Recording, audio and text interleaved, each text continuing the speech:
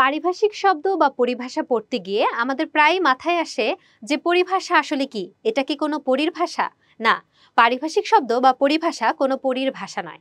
এটি হলো আমরা যখন কোনো একটি ভাষার বিশেষ কোনো একটি শব্দর জন্য কোনো একটি বিশেষ অর্থকে বিশেষ শাস্ত্রের জন্য নির্দিষ্ট করে দেই, তখন সেই শব্দটিকে আমরা বলি হচ্ছে পারিভাষিক শব্দ বা পরিভাষা।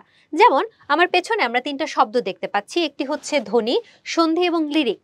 এই শব্দগুলোর দিকে যদি আমরা তাকাই, ধ্বনি শব্দটি একটি ব্যাকরণিক পরিভাষা এবং এর বাইরে ধ্বনি শব্দটির কিন্তু আরো অনেক ধরনের অর্থ আমরা পেয়ে থাকি। যেমন আমরা বলি হর্ষধ্বনি বা আনন্দধ্বনি কিংবা বংশীধ্বনি, কিন্তু এই অর্থগুলো কিন্তু ধ্বনির পারিভাষিক শব্দ বা পরিভাষা নয়। আবার সন্ধির দিকে যদি তাকাই, আমরা অনেক ধরনের সন্ধির কথা শুনি। আমরা ভার্সাই সন্ধি শুনেছি, হুদায়বিয়ার সন্ধি শুনেছি, কিন্তু ব্যাকরণ শাস্ত্রের জন্য সন্ধির একটি বিশেষ পরিভাষা আছে, যেটা তার ব্যাকরণিক পরিভাষা।